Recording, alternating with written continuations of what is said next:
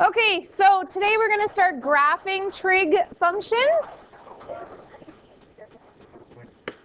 Okay, so we're going to do some sine graphs right now. So the equation is y equals sine theta. Of course, theta is my x-axis here. So who can tell me what sine of 0 is? 0. What's sine of pi over 6? 1/2. What's sine of pi over 2? 1. What's sine of 5 pi over 6? Sine? Yes, they're all sine. It would be 1/2. What's sine of pi? 0. What's sine of 7 pi over 6? Negative 1/2. What's sine of 3 pi over 2? Negative 1. What's sine of 11 pi over 6? Negative 1/2. What's sine of 2 pi? 0. Okay, so now we're going to plot this. 0, 0. Pi over 6, 1/2. Pi over 6 is the first tick here, and 1/2 right there. It's going up by the things on the unit circle. So pi over 6, pi over 4, pi over 3. Pi over 2 is at 1.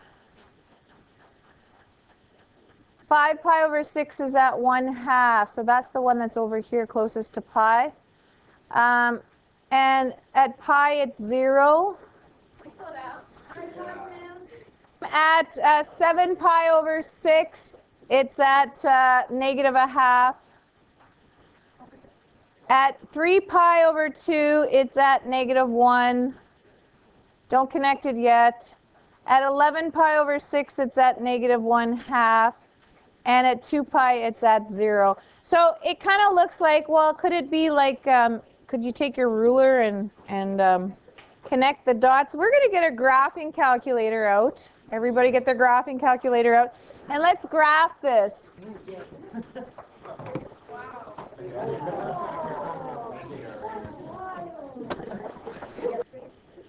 Okay, so that's what you should get. So then going back to our graph, every tick actually is a point here. So if you actually tick each box here, it actually fills it in pretty good of how it should look. Do you see what I'm saying? So then it goes like this. And then you keep going. So you put your point, point, point, point, point, point. That's why they're like that. So you can see how it goes.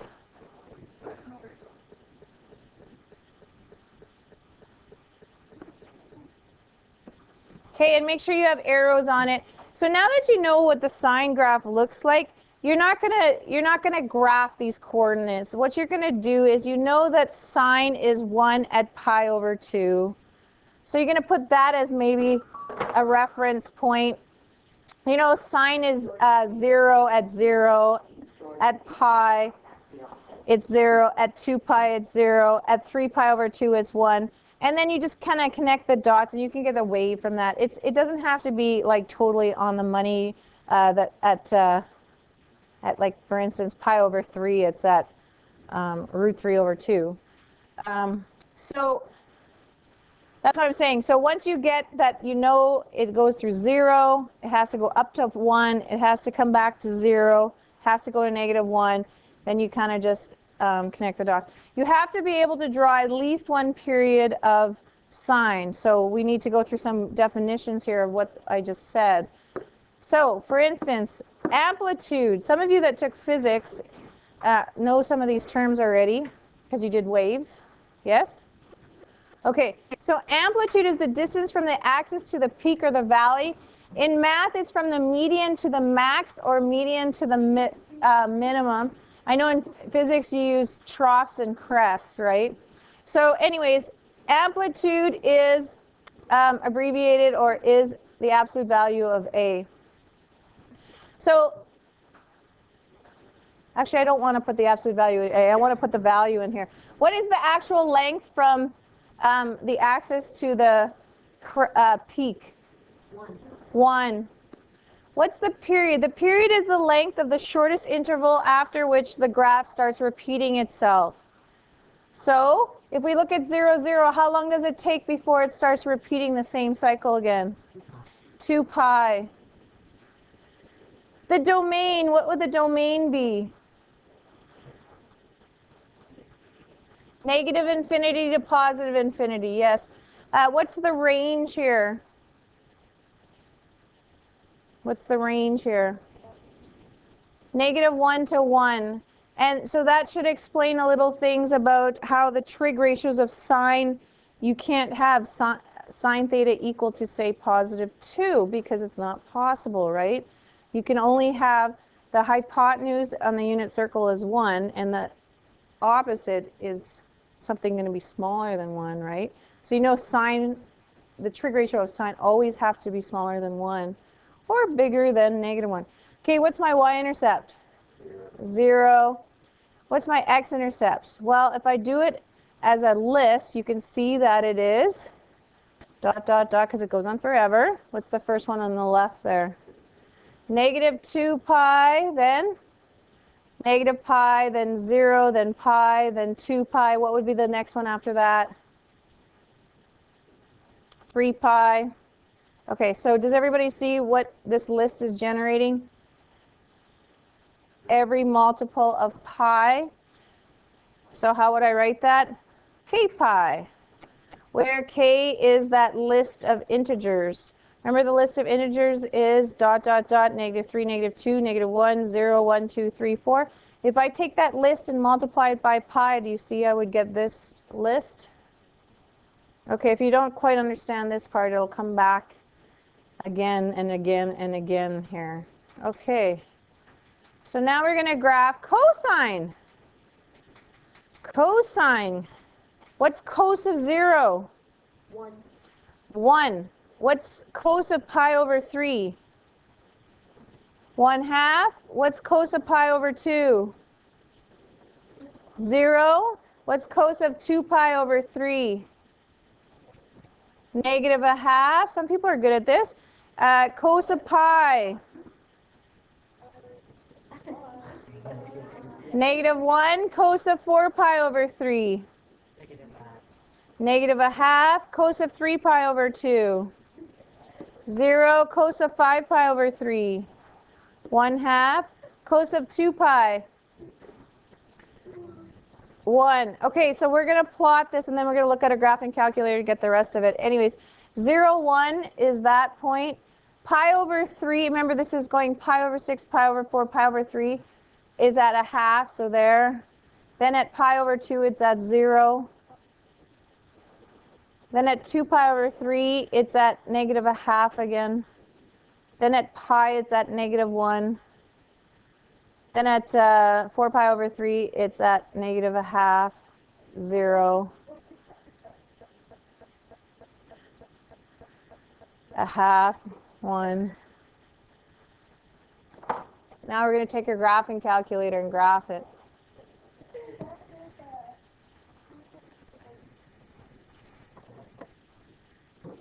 So now we're going to connect the dots. It's the same thing as last time. There, there, there, there. You see that? And again, you're not going to have this nice graph paper behind it. So if you know that it's supposed to hit 0 at pi over 2, put that. If you know it's supposed to, sorry, I did that wrong, obviously. No, I did that right. Okay, cos is what at negative pi? Negative 1, right? And it's 0 at there, and it's back at 1 there. So then all you have to do, once you have those points at 1s and negative 1s and 0, you know to connect the, yes? Make sure you have arrows, or that's a half-mark deduction. Okay, moving on. What's the amplitude of the cosine graph? It is 1. What's the period? That's the length it takes before it starts repeating. Look at your graph. 2 pi. What is the domain? Same, negative infinity to positive infinity. What's the range? Same, -1 to 1. What's the y-intercept this time? It's 1 this time. What's the zeros?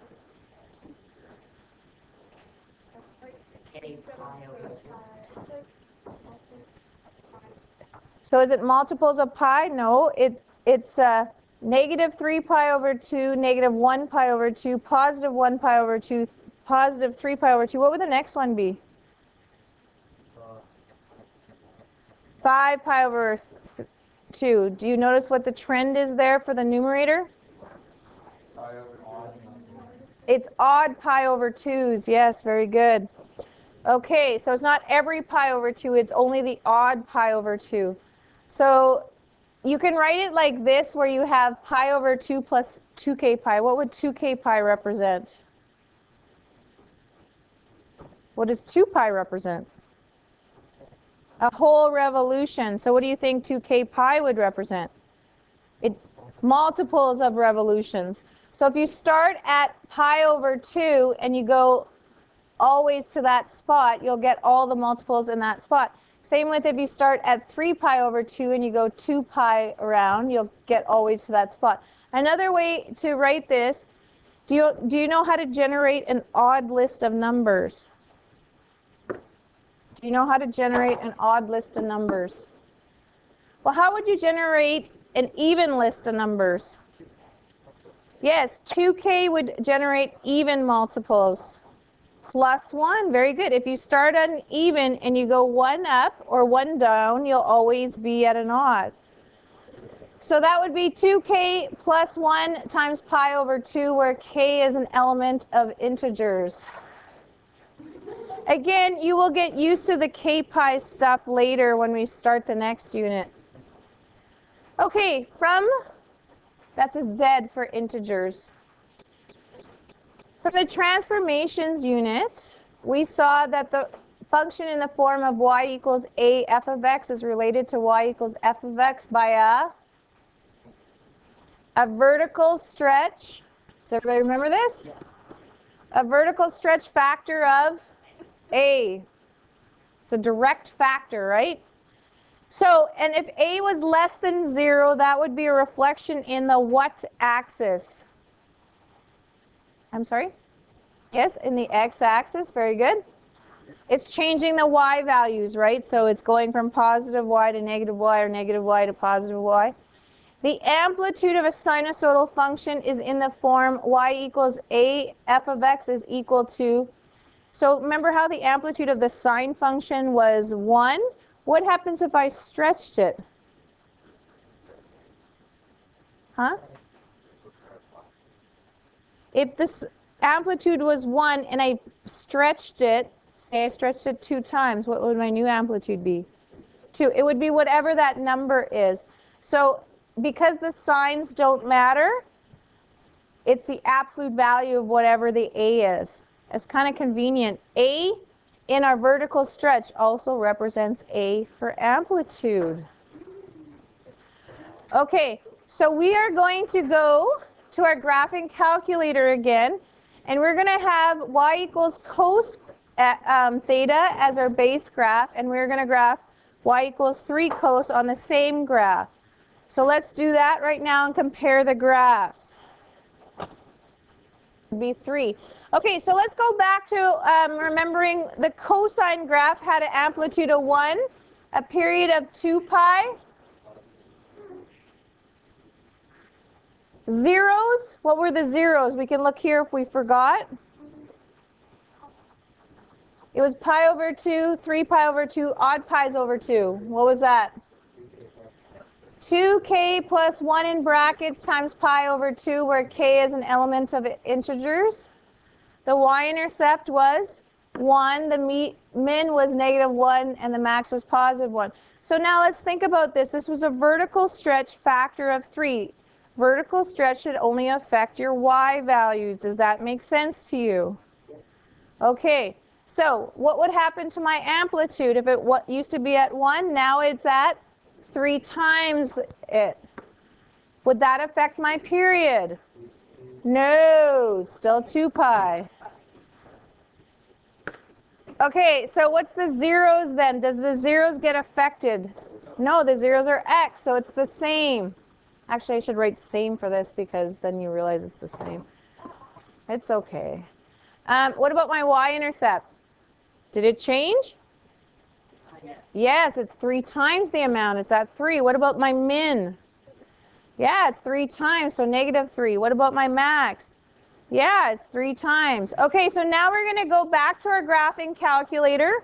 Actually, I forgot to graph it down here, so let's graph it down here first. Again, if this was at 1, now it's at 3. If it's at 0, it's still at 0. If it's at -1, now it's at -3. That's how you should be doing these. If it's at +1, it's at 3. And there we go. Y equals 3 cos theta, where my blue one is y equals cos theta. Okay, so now we're going to do 1/2 cos theta. So get your graphing calculator out and graph it so you can see what it looks like. No, the whole course is functions.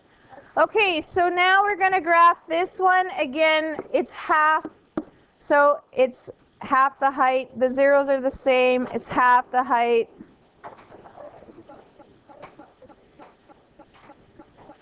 So again, have arrows at the end of each one. Okay, the amplitude is then halved. What happens to the period? It's still the same. What happens to the zeros? They're still the same. What happened to the y-intercept? It's half now. What happened to my min? It's half, so -1/2. What happened to my max? It's half. Does everybody see what happened here? What do you think is going to happen if I stick a negative in front of the cos x? All the values will All the what values will become negative? All the y values will become negative. So before I graph it on my graphing calculator, this blue graph, what's going to happen to my blue graph? It's going to go flip that way. Okay, so let's try graphing this on your graphing calculator. Make sure you use the negative sign and not the subtro. The reflection is +1 becomes -1. 0 is still the same. -1 becomes +1. 0 is still the same. Bada bing, bada boom, we're done. That's as easy as that. Okay, so y equals negative cos theta. So what happened to my amplitude? Is the amplitude -1? No. No, it's length. It's always positive. I like asking a question about amplitude on the multiple choice, and one of the choices are, you know, positive the same and negative are the same, and people always pick negative. They don't listen when I say that amplitude is length. It's always positive. What happens to the period? It's the same. What happened to the zeros? It's the same. What happened to the y-intercept? It's now -1. It got reflected, right? What happened to my minimum? Same. It's the same, -1, and the max is still, although the max and the min switch spots, they're still the same values because it's the maximum value in the whole graph, right? Okay, so from the transformations unit, we also saw what happened if we had a B transformation. Does anybody remember what the B did? It's a horizontal stretch factor of 1/b. Very good. It's not B directly, it's the reciprocal factor. Okay, and what happened if B was negative? It's a reflection over the y-axis because it's affecting the x's. The positive x's become negative x's. The period, therefore, because the period is affected by B, what happens to the period if it used to be 2 pi and say your B is f of 2x? What would my new period be? Pi, half the amount. What happens if it would be f of 1/3 x? It was 2 pi, now it is 6 pi, 3 times the amount. So how would I calculate that? Well, that is b divided by, sorry, I'm writing the other way. It's 2 pi divided by b, and it's an absolute value sign. Because again, period is a length. The length is always positive, so it's an absolute value. So we're going to move on to sine and transformations with b. So my sine graph, what was the amplitude again? If you forgot, you can look at the blue graph below. 1, what was the period? 2 pi, what was the zeros? 0, pi, 2 pi, 3 pi, 4 pi. How do I write that? K pi, every pi, that's what it is. K pi. Sounds like oppa, K pi, right? Y-intercept, 0. What's my min value? -1. What's my max value? +1. Okay, so let's now graph y equals sine theta and y equals sine 2 theta on a graphing calculator.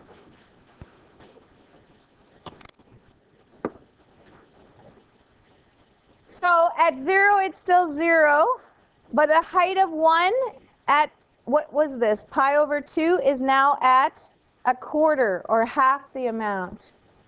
This 0 is now at half the amount. Does everybody see what I'm doing?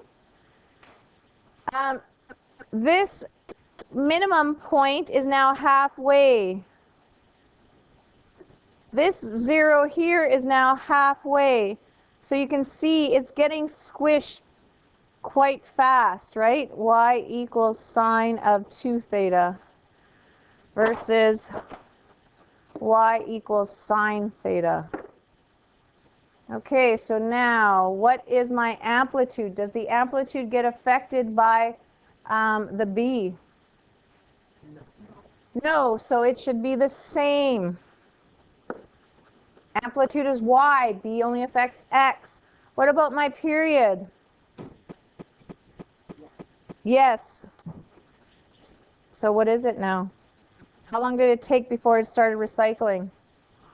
Pi. It went to half. Does that make sense to you that it went to half the amount? Okay, what about my zeros? It should get halved again, right? So instead of k pi, what would it be? K pi divided by 2. Yes? Okay, my y-intercept, 0, doesn't get affected. My min value doesn't get affected. My max value doesn't get affected. Okay, let's do on the same graph y equals 1/2 sine theta on our graphing calculator. Okay. Whoops. So my amplitude, did it change? No, it's the same. What about my period? Yes.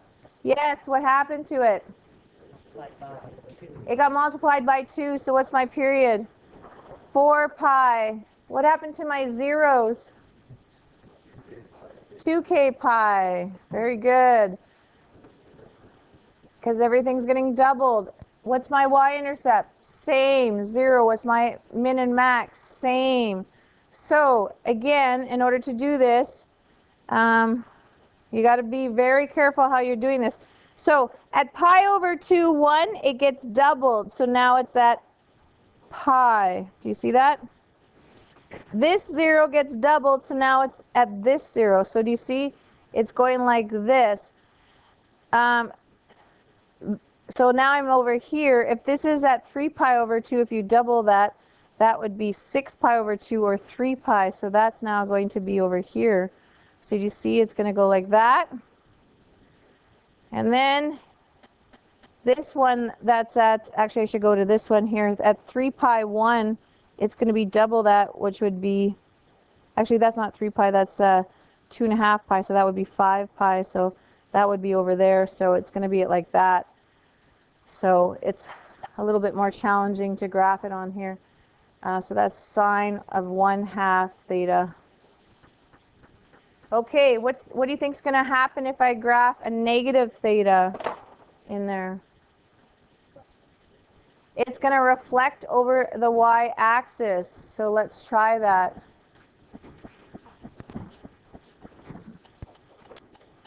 Continue. I think I need a black color now. Okay, so it might be easier to actually reflect over the x-axis even though it's a reflection in the y, because a reflection over the y means this has to go over here, which may be easy at that point, and this goes over here, and this stays the same. But at some point it might get harder because, so this one goes over here, right? Oops. So it's like that, and that, and that. So that's why I'm saying sometimes it's easier to see as a reflection over the x-axis. So this is y equals sine of negative theta. Okay, so what happens to my amplitude? Same. What happens to my period? It's the same. What happens to my zeros? It's the same, because if you reflect 0, it's still 0, right? What happens to my y-intercept? Same, same, same. So it doesn't really do much except reflect it over that, right? All right. Okay, so now we are going to do the tan graph.